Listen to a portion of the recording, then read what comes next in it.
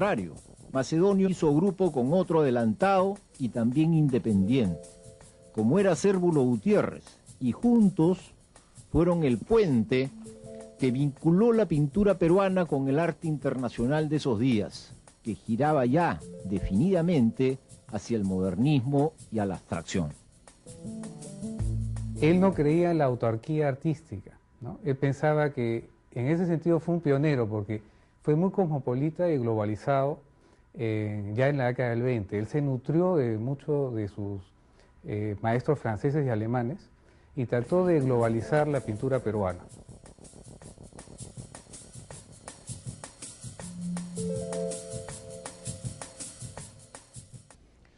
Macedonio fue una personalidad muy original.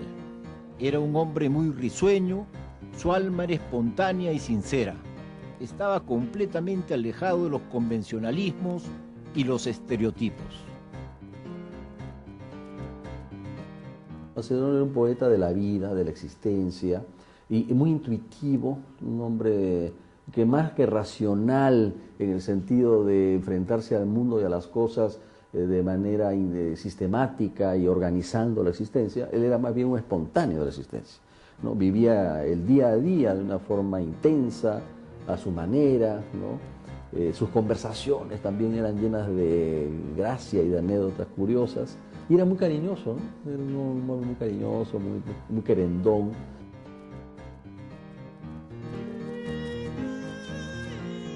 Pasaba de un tema a otro con facilidad y se reía de pronto de las cosas más inesperadas. Se burlaba de algunos integrantes de la clase alta peruana que no valoraban la creatividad artística, a pesar de sus recursos económicos. Los llamaba rusticanos por la pobreza de sus sentimientos en contraste con la riqueza de sus bienes. Le interesaba simplemente pintar, eso es lo que a él le gustaba hacer. Y de broma él me decía, hijo, tú vas a ver que con los años estos cuadros que a veces vas a ver cómo la gente los va a apreciar, ¿no? Y realmente se está cumpliendo, ¿no? O sea, realmente hay un gran interés, un renovado interés en su arte, ¿no?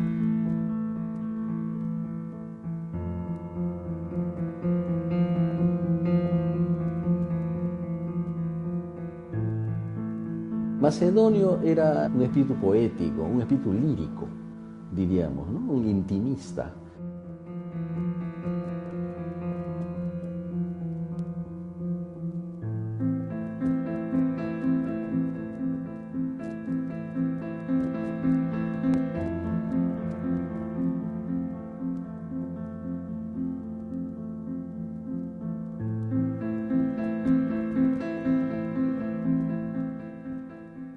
Tenía un jardín, una huerta, ¿no? Que la recuerdo yo todos los días de mi vida.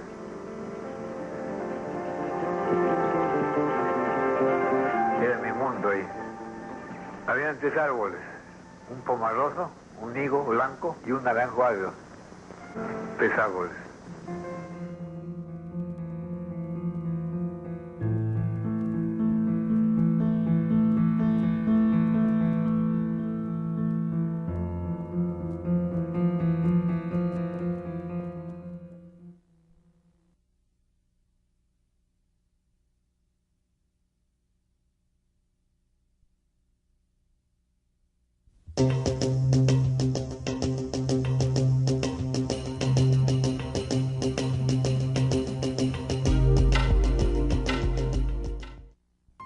Durante la década del 30 murieron 2 de sus hijos y su prole se redujo a 2 varones que continuaron su linaje, Gustavo y Víctor, quienes se llevaban 10 años entre ellos. Tenía 2 prioridades en su vida, el arte, la pintura creo que era en primer lugar. En segundo lugar era su familia y era una persona que todos los días, por ejemplo, iba a almorzar a nuestra casa, traía el pan, le hacíamos chistes. El taller del pintor quedaba en la 2ª cuadra del Jirón Moquegua, en el centro de Lima Antigua. Todos los días tomaba su micro y se iba a su atelier, ¿no? En el centro de Lima.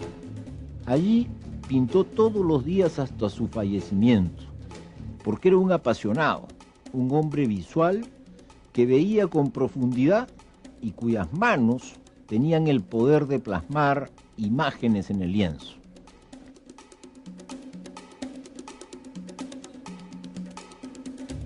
Lo primero que recuerdo son sus manos.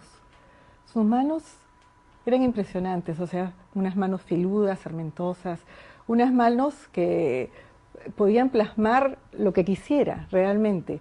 O sea, una mariposa, la luz, las selvas, la costa. Me impresionaba mucho la parte de la costa. Una vez mi abuelito me enseñó uno de sus cuadros, lo dejó olvidado, y entonces yo con un lapicero le pinté todas las casitas, las chocitas, se las pinté el techo. Y entonces regresa, me mira el cuadro y me dice, ¡oh! Me parece muy bien ese color oscuro. Y hasta ahora mi madre tiene el cuadro con el lapicero, o sea, malogrado por mí, y mi abuelo, en lugar de molestarse, pues se puso muy feliz.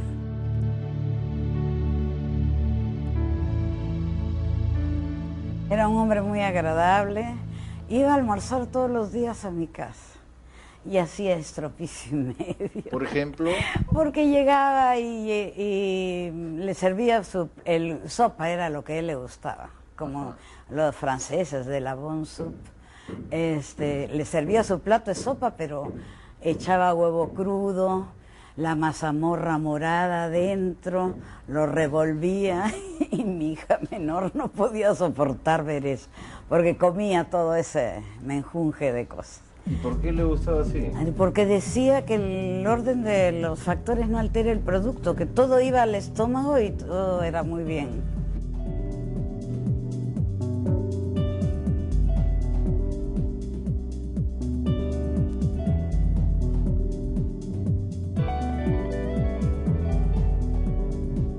Le gustaba pintar todo. En mi casa cogía todos los cartones, los papeles que tuviera y pintaba. Y bueno, vivía, se levantaba y se iba a pintar, iba a almorzar a mi casa y se regresaba, pintaba un rato y luego se iba a acostar.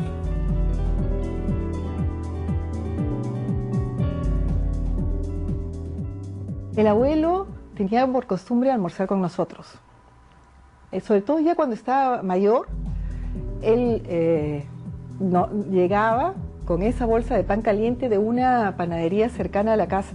Él nunca manejó, o sea, él venía en micro, se trasladaba generalmente en micro, ni siquiera en taxi. Él era feliz.